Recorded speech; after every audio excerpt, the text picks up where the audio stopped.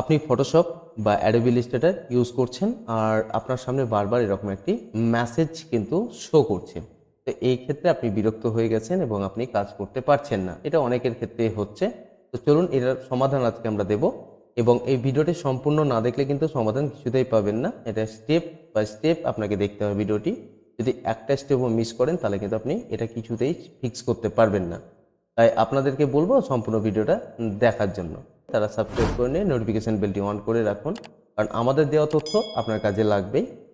যারা সার্ভিস পেয়েছেন বা যারা আমার সাথে যুক্ত আছেন আপনারা জানেন যে আমি আপনাদের জন্য দামি ক্লাসগুলোই বা দামি ভিডিওগুলো দেওয়ার চেষ্টা করি যেখানে আপনাদের প্রবলেম সলভ হয়। তো আমার সাথে যদি কেউ লাইভে ক্লাস করতে চান, আমার প্রতি রবিবার লাইভে ক্লাস হয়, আপনারা সেখানে যুক্ত হতে পারেন। আমার ডেসক্রিপশন বক্স চেক করবেন, সেখানে সম্পূর্ণ তথ্য দেওয়া রয়েছে। আপনারা চাইলে আমার সাথে লাইভে আসতে পারেন। এখানে অনেক কিছু আলোচনা হয় এবং কাজের সম্বন্ধে অ্যাডোবি ইলাস্ট্রেটর এবং ফটোশপ সম্বন্ধে অনেক কিছু শেখানো হয় সম্পূর্ণ ফ্রিতে। তো চলুন, যারা যুক্ত হয়ে আছেন তাদেরকে অসংখ্য ধন্যবাদ। তো আজকের এই ভিডিওটা শুরু করছি, মন দিয়ে দেখবেন ভিডিওটি, তাহলে কিন্তু আপনার সমস্যাটা থাকবে না। তো প্রথমে আমি এটাকে মিনিমাইজ করে নিই।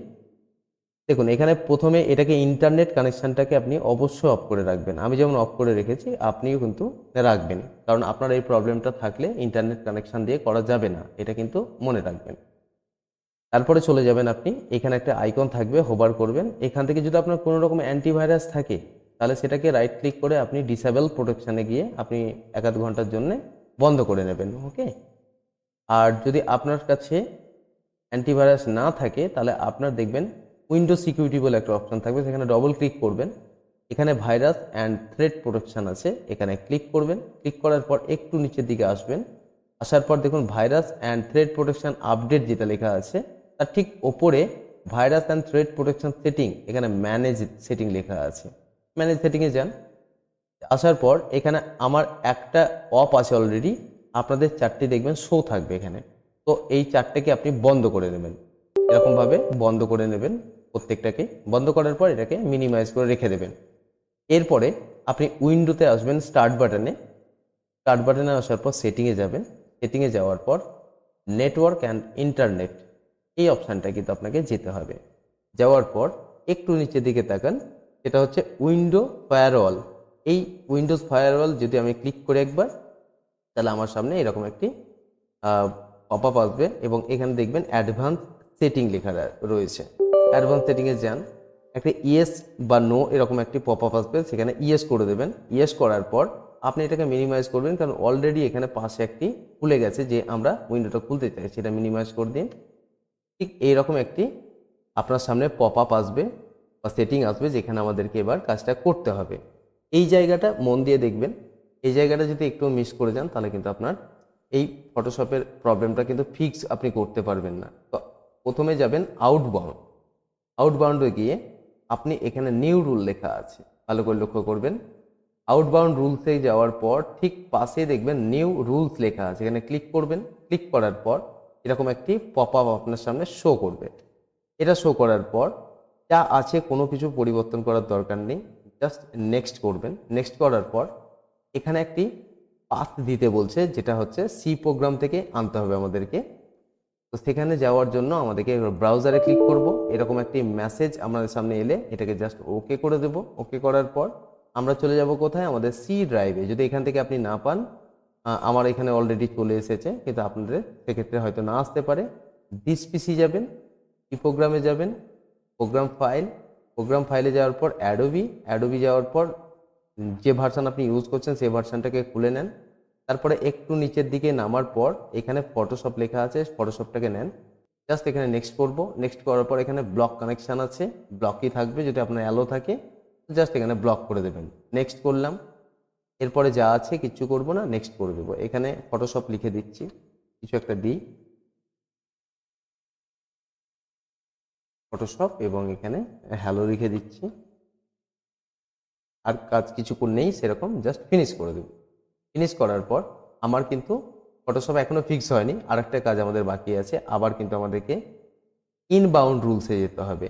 ইনবাউন্ড রুলসে যাওয়ার পর আমাদেরকে আবার নিউ রুলে যেতে হবে। এখানে যাওয়ার পর একই জিনিস, সেম জিনিস করতে হবে। নেক্সটে যাওয়ার পর ব্রাউজ, তারপরে এখানে ওকে। তারপরে এটা আমাদের খোলাই থাকবে ফটোশপ, এটা সিলেক্ট করে নেব কিংবা এই বাইরে ক্লিক করব। এটা যদি আমি ওপেন করি তাহলে অটোমেটিক এটাও নিয়ে নেবে। নেক্সট করব, তারপরে দেখুন এখানে অ্যালো কানেকশন লেখা আছে, এখানে জাস্ট ব্লক করে দিতে হবে কানেকশনটা। নেক্সট, নেক্সট, এবং এখানে আবার সেই সেম ফটোশপ এবং এখানে আমরা হ্যালো লিখে দিচ্ছি।